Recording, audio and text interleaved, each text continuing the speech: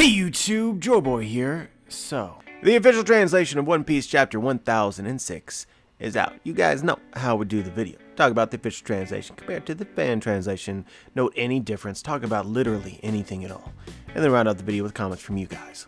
So the difference I want to talk about this week is Perospero acknowledging Carrot and Wanda.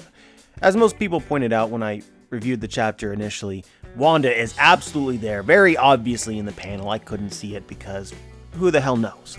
But Perospero had fought Carrot and Wanda both in Sulong, and in the fan translation, Perospero really acknowledged their strength, saying that if it weren't for the weather, essentially they would have won. That was a close call, warriors of the full moon indeed. You lost to me simply because the weather wasn't in your favor. The official translated it like this: oh, what a shame this is for you, Moonlight Warriors, that your potential victory should require the luck of the weather above.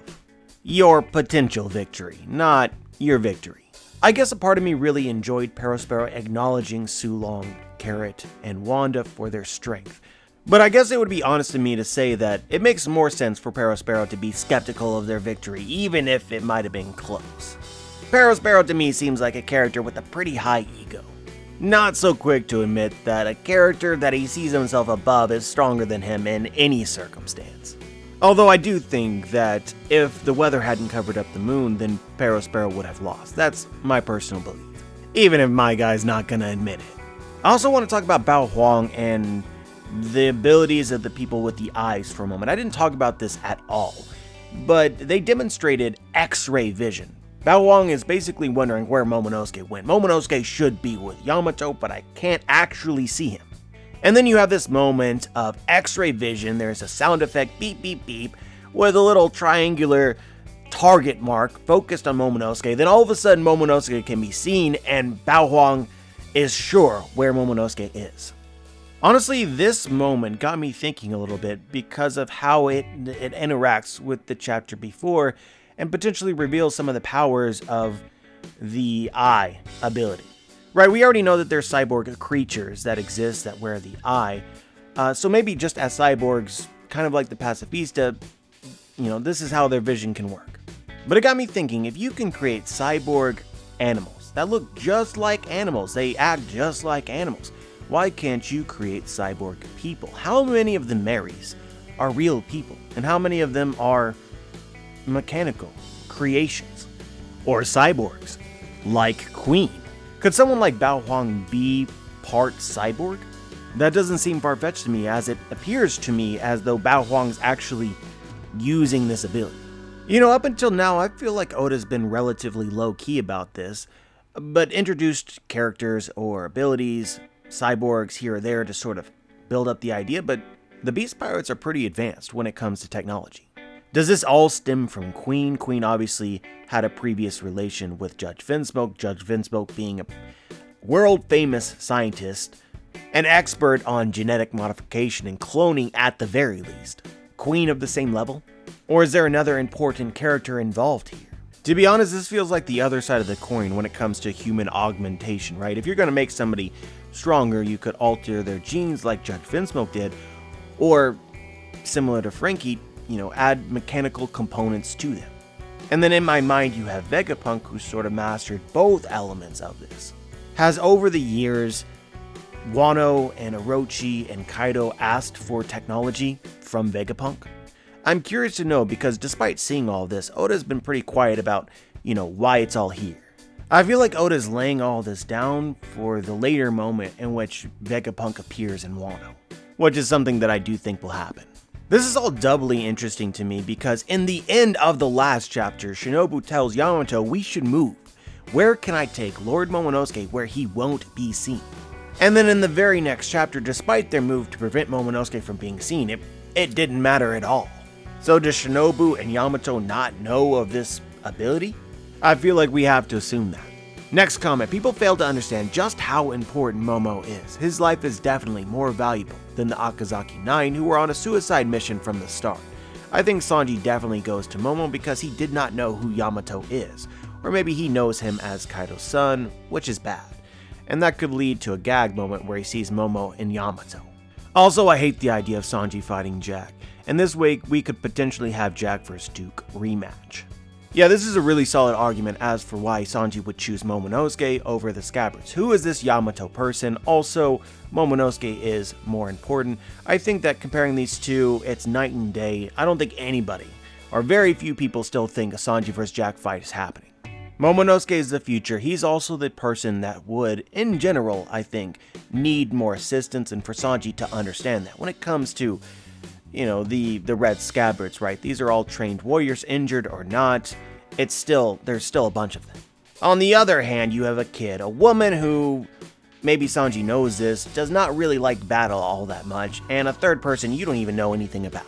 It's really not that hard. Honestly, if Sanji left to go save them, and in some way they knew that he chose them over Momonosuke, they would be mad at him. So I tend to believe in Sanji goes and rescues Momonosuke, or involves himself in that, and whatever may come of it, or there's a third option that presents itself at some point in time.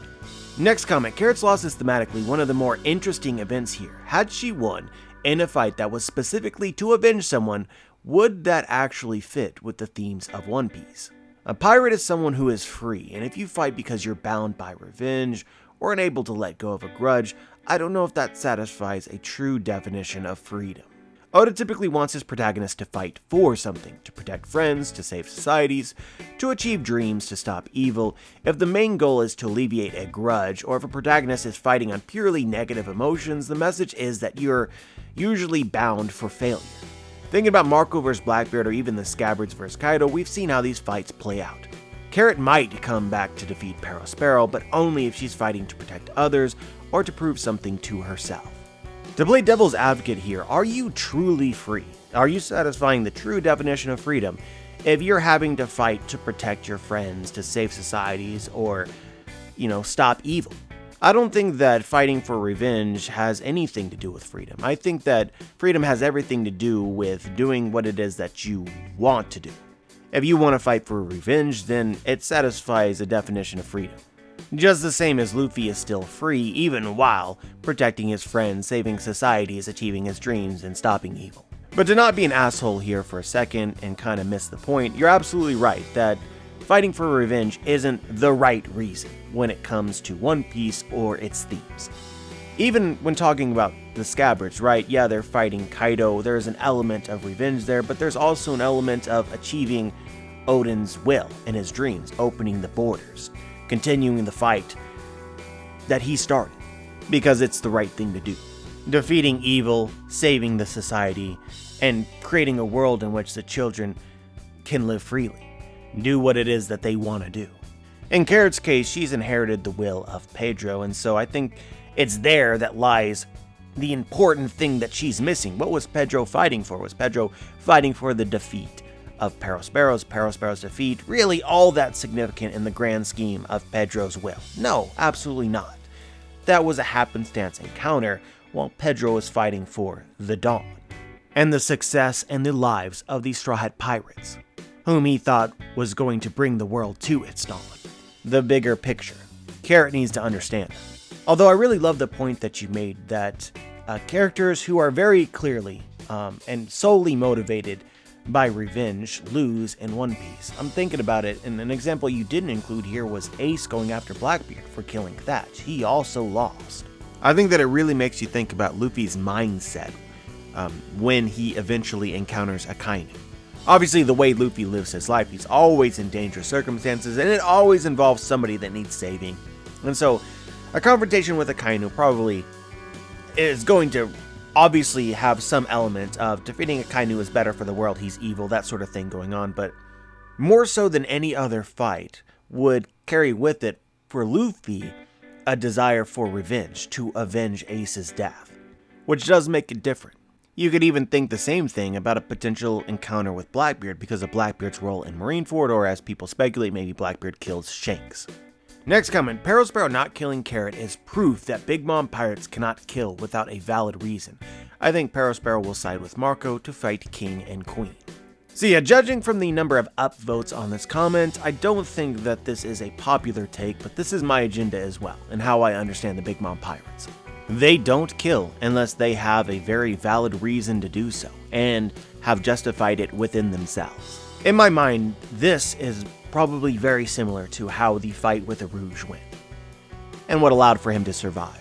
It's the same reason why Big Mom did not immediately kill Luffy despite having the opportunity to do so. She creates an excuse to be like, okay, well, we'll let you live after this event has taken place, and so we'll use this as a teaching moment for you. But Big Mom literally promised that she wouldn't kill Luffy, and I think in general the Big Mom pirates don't want to kill. They're kind of like Dexter. They have a code, and at some point Oda will explain this code to us so that we fully understand it and all the nuances, to understand all the various events that have taken place for the Big Mom pirates. But I kind of misphrased this, so I'm going to try again here. It's not that the Big Mom pirates don't want to kill. Like Big Mom said herself, there's hundreds, thousands of people that she wants to kill every day.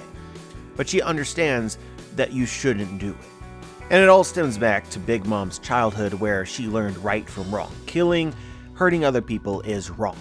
And it's likely what she taught her children. So anytime that they do kill without a valid reason, they would be going against Big Mom's will, which is the rules of the crew, per se. And the same would go for Big Mom herself. But Big Mom absolutely has a nasty side, she has an anger, she has a desire to kill. And so she creates reasons, excuses to justify. When bad people do bad things to other people or to her, they now deserve death, so it is okay. Because I'm making the world a better place or some such. In the case of Carrot and Perospero, I don't think that Perospero has any real good reason to finish her off, because she's just a kid who doesn't know how the world works and just needs to go back home. Sit this one out. But yeah, in regards to the end of your comment that you think that Perospero is going to side with Marco and fight against Queen and King, after the several days after the chapter came out, I find myself believing in this more so, I guess, than I did when I first read the chapter. There's obviously what we're supposed to think. We're supposed to think that Perospero is about to attack Marco and might just do that anyway. But I think long term, there's just, it's building up inside Perospero about, we were talking about freedom earlier, what he actually wants to do. Big Mom is constricting her children's freedom, and this is an example of that. Perospero really doesn't want to fight the Straw Hats that badly. He wants to fight Kaido and King. I still wholeheartedly believe in this idea. The only thing that I'm not sure about is when. When is Oda going to decide to have Perospero do this? Under what circumstances? What is the trigger going to be? That's what I don't know. But I would say my general rule when it comes to situations like this is it's going to happen when you least expect it, because that's how Oda wants to write his story. Whatever it is that you're thinking is likely going to happen is probably not going to happen when it comes to major events turning like Perospero would be. Like, that would be a huge deal. So it's going to happen when we least expect it. Do I least expect it now? Kind of. So maybe. I do think that we need one more moment from Perospero himself. Something happens which, we go from I'm going to teach these children what being a Yonko really is to, okay, I really, really want to fight King. Screw this alliance and screw Mama. Next comment, and this is definitely still related to the last comment, but I want to talk about it a little bit more. Why didn't Perospero kill Carrot and Wanda though? Weird of him to talk about showing the power of emperors, but just leave them alive. My theory for this for a long time is that the Big Mom pirates are posers. And I don't mean that in a negative sense. Their objective has been to instill fear into people across the world, and they do that in part by leaving people alive. There's things like the Death Wheel, and the whole purpose of this is so that the Big Mom pirates have an alibi. Oh, we didn't spare you, the wheel spared you. Consider yourself fortunate. Threatening their death, showing their strength, but leaving them to wander off and spread the message about how fearsome and intimidating the Big Mom pirates are. And I think that this relates to Big Mom's abilities as well. Big Mom can steal people's souls when they fear her. I think that Oda encapsulated a little bit of the nature of the Big Mom pirates with Big Mom's fruit. And I also think that we got a hint of this as well at the end of the arc. This isn't straight up, but Katakuri eventually decided to attack people in order to protect his sister. Basically, being fearsome, being a person to be feared, acts to protect those that you love. I think that this is a central belief of the Big Mom pirates. Fear is a necessary tool in order to preserve themselves and what it is that they treasure. Honestly, I think Katakuri explains all of the Big Mom pirates in a very subtle way. Essentially, Katakuri is not a bad person at all. He is honorable, and his nature is kindness. But he's a product of the Big Mom pirates. There's a perfect juxtaposition here, a contradiction of the Big Mom pirates' ideals and what they believe is necessary to do in order to enforce those ideals. In some ways, they're like the police. The police are supposed to defend and protect the innocents and civilians, but often feel as though they have to resort to crimes or criminal activity in order to preserve society. Katakuri fights Luffy in the mirror world and does his darndest to not kill Luffy. That's his objective the entire time, and Luffy has the observation haki in which he can sense another person's intentions and understood Katakuri didn't want to kill him. Why didn't Katakuri want to kill him? Because the Big Mom Pirates. Luffy didn't deserve death because Luffy wasn't a bad person. He came to Whole Cake Island because they stole one of his crew members. Him coming here would be something a reasonable person would do. In fact, Big Mom invited him.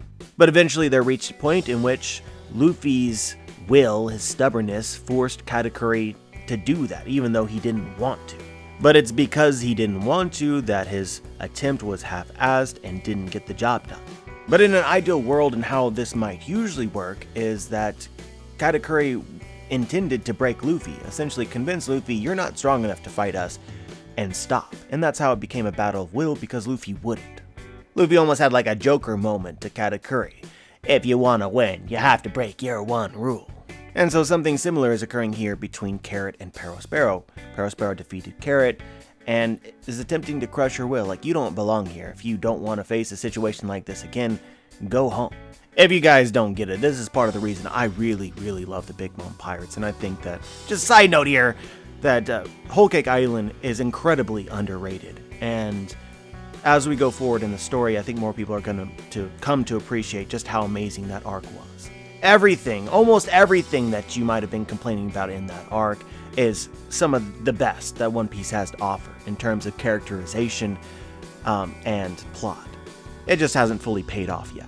Next comment, people sleep on Perospero because he rightfully gets outshined by Katakuri, but he's no pushover. Yeah, bounty is definitely not a direct measure of power, but you don't get to have a 700 million bounty being a pushover. One of the comments I read said this, but I'm going to essentially echo the take here. To me, right now, the Big Mom Pirates as a crew seem more impressive to me than the Beast Pirates. And honestly, this is a theory from the past, but I think Perospero was, at one point in time, a sweet commander.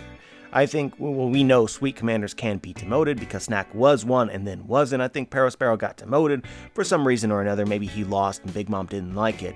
But that didn't stop him from being sweet commander, essentially level. I mean, I wouldn't be surprised to hear that Perospero is just as strong as somebody like Cracker. Or Smoothie, for that matter. Next comment, and this really feels like a Perospero comments video, but Perospero really feels like a menacing wild card that could on his own shift the entire course of the battle. His ideologies are also interesting. He's kind of the only son or daughter who disagrees with Big Mom's plans with her around. He's one of the most well-written side antagonists. I mean, people forget this, right? Every single one of Big Mom's children are related to Big Mom. There's lots of similarities shared between them that are clearly, from Oda's perspective, his mind, are supposed to be genetic similarities. Like, for instance, Big Mom loves, she's man crazy. She has so many husbands. Well, Pudding is man crazy. Chiffon is man crazy. Lola is man crazy. They're related. And so Perospero has similarities with Lola and Chiffon. Lola was just like, I'm going to do what I want to do. And, Big Mom will have to deal with that. Now, Perospero is a little bit smarter than she is, but the same desire, the strong-willedness is there, which is inherited from Big Mom, who is incredibly strong-willed herself.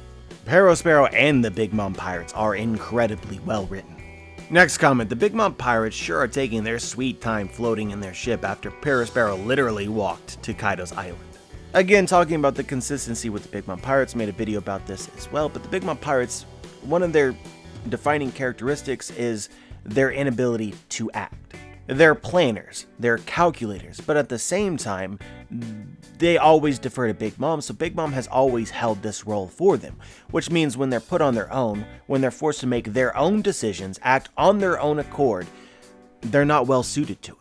And I think that's how Oda is going to explain, or has explained to himself, why it's taken the Big Mom Pirates so long to arrive. This also sets up a bit of a difference between Perospero and a lot of the other children. Perospero is strong-willed enough to decide what he wants to do and go out and do it, which is why he played a very pivotal role when Big Mom was raging in Whole Cake Island. Some of the other children, like Smoothie, are very, very bad at this, and would probably almost always decide to do nothing instead of taking a risk, and potentially upsetting Big Mom.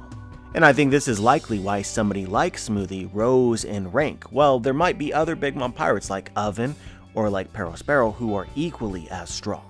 Smoothie would have never gotten herself demoted. She's too careful, which is also another side of Big Mom, when she can manipulate what other characters can do rather than the reverse of her being manipulated to act. Basically, Smoothie should have never been a leader, but she is the perfect leader in Big Mom's eyes because Big Mom doesn't value leadership. I'm still secretly hoping that Katakuri makes an appearance because he is the Big Mom pirate that the Big Mom pirates need. He shows up, he coordinates them, he organizes them in Big Mom's place so that they arrive. Next comment, Big Mom's crew will show up after Tama pulls everyone to the Alliance's side. They will be attacked by, quote, Kaido, Tama's forces. Big Mom will see this and think Kaido has betrayed her and will then turn on him. Who knows where it'll go from there. I actually really like this. I hope that this happens. This is so smart. Like, is this guaranteed to happen? Absolutely not. But as an idea, this is just that, you know, the artist, that writer level of thinking of what can you do with the situation at hand and the characters that are here, in a way that is totally not straightforward and predictable. Beyond Tama's abilities, I think that there's just been some setup in general of a lot of Kaido's crew defecting during this fight. And so let's say the Big Mom pirates, without Big Mom pirates arrive.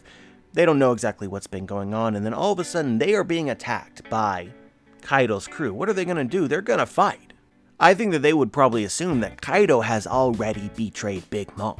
And then all of a sudden you've started setting up Big Mom versus Kaido because of the confusion. This is beautiful. Next comment, imagine if the Big Mom pirates came up the waterfall but went to the flower capital to find Big Mom and the island falls on them. That'll spark a full war between Big Mom and Kaido, with both of them significantly weaker now. This is another thing that I just, in general, really like. I don't think that this is likely at all, just because the flower capital is farther away than Onigashima, where you were supposed to go. But then again, we learned, right, that the currents around Onigashima are kind of difficult, so maybe, hear me out, they tried to get to Onigashima and literally failed to successfully sail there, instead arrived on the coast. Then the island literally starts flying and they can see this. They also have concerns about Big Mom, Kaido potentially betraying her, so they follow the island to the flower capital where it falls on them. At the same time, Oda can use them to save the people of the flower capital. If there would be any way to blow my mind about how the people of the flower capital would be saved, this would be it. This for me is more than a 10 out of 10. That being said, it's probably wishful thinking, but a man can dream. Next comment, Oda sometimes is a hype killer. He literally killed the hype of King, for me at least. King and Queen both were unable to contain Marco. Didn't like that, but as Oda is helming, so what can be said other than waiting patiently? You know, sometimes Oda does this. Oda chooses power scaling his version of it over story. This is an example of that. Oda power scaled Marco and wanted Marco to be stronger than both King and Queen. So in order to satisfy the power scaling, Marco fights evenly with both King and Queen. But the sacrifice here is King's hype, I guess, to some degree. That hype, whether important to you or not, is a factor of storytelling. The more excitement that exists for that character that we will have to defeat, the better the story. In this case, to Oda at least, power scaling was more important. If Oda was exclusively interested in maintaining King's hype, he never would have set Marco against him. Kinda like how Crocodile didn't encounter anybody stronger than him, even though there's multiple people in the story that were capable.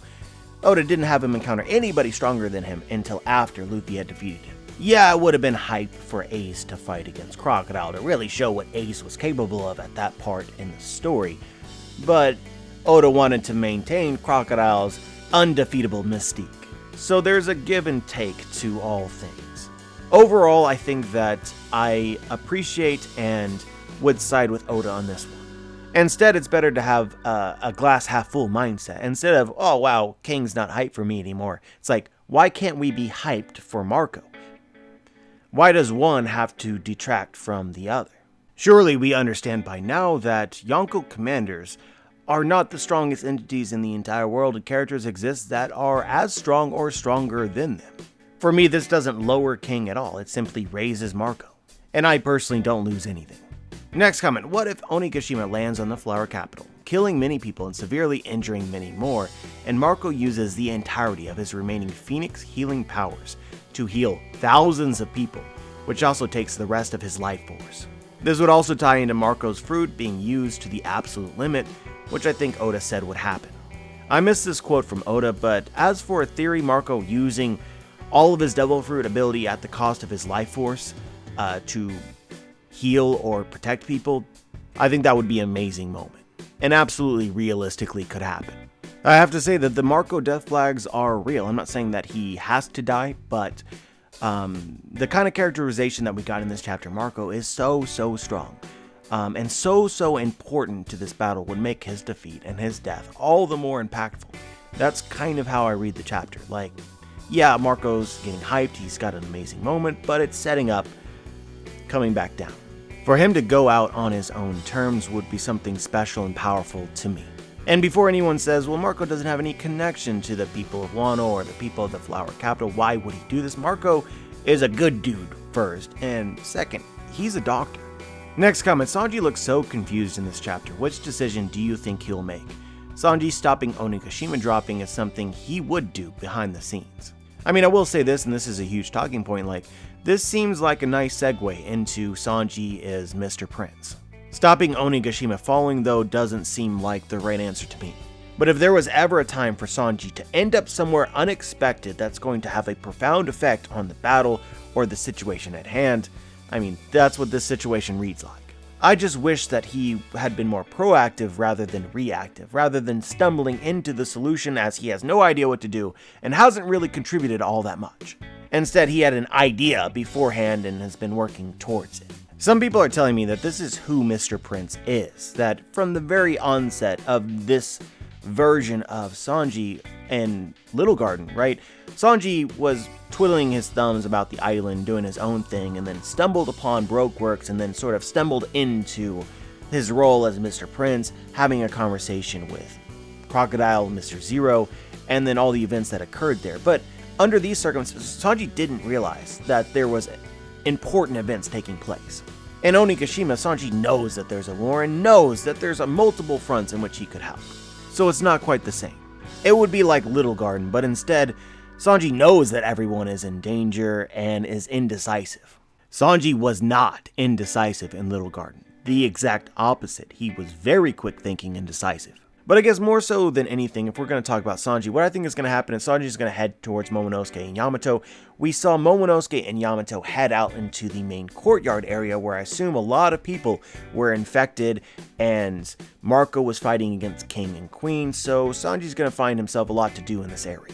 Potentially, we could see Sanji alleviate some of the stress that Marco is carrying. And finally, we have the last comment. Joyboy, you've read 1,000+ chapters of One Piece, and you're expecting significant deaths? You poor soul. You know, I used to have your mindset, but Oda has rattled me a little bit. Obviously, we've still had instances like, for instance, Pound or Charlotte Moscato, people that Oda teases their deaths and it still doesn't happen, like Pell before the time skip. But then we've had examples like Yasu, and we've had examples like Pedro. I mean, for a while there, I was sitting on the fence where I thought Pedro would come back to life, but now I sit here several years later, and I think I've accepted Pedro's death. It's taken a long time, but I think that he's dead. Of course, people will say, well, significant deaths can happen in the story since Marineford, because we saw Whitebeard and Ace died, but to this commenter, probably and myself, that situation is different. Those were more than significant deaths, they were story-changing deaths. But someone like Yasu, does Yasu's death change the story? No. So we're delving into an area of, like, characters dying. The range of characters that could die is expanding, in my mind. And this is honestly a great thing. The mindset that I had before, that unless you were an Ace or a Whitebeard, you weren't going to die, was not healthy, because Oda throws out those kinds of deaths, those less significant but still significant deaths all the time, and I sit here like, oh, that's not going to happen. I needed Oda to help me believe in those. Whether it's true sometimes or all the time is irrelevant. I've got to believe in the possibility, or else the moments are totally going to miss their mark. This is in part why I want to believe that the residents of the flower capital, Ebisu Town, that they can die, because their deaths, I'm not like wanting wanton death, but I know that Oda's going to throw in the well-being of other societies and islands and peoples in the future, and I don't want to believe like the people are always going to survive. There has to at least be some possibility. That allows for the drama. But in terms of individual characters, I guess it's a case-by-case thing. Like, for instance, I didn't believe in Pound's death, not at any point in time, because I felt like there was still some reason for him to exist in the story, and that proved to be true as he met his daughters and his grandchild. In the cases of some of the speculations that we're making recently, I think Oda's made it kind of easy for us to believe in their deaths because they have no reason to live past the fight that they're in. Their lives are fulfilled, and they've accepted their place in the grand scheme and the grand design. Like Yasu. So for a character like Hyo to die, either now or later, that makes sense. For a character like Marco to die, that makes sense. For the scabbards, or some scabbards to potentially die, I'm buying it. And the story is better for it, regardless of whether they all die. Although I do think that, just like Yasu earlier in this arc, somebody needs to die. But yeah, guys, that's pretty much all I had to say today. As always, I'm curious as to what you guys think. Leave your thoughts in the comment section below.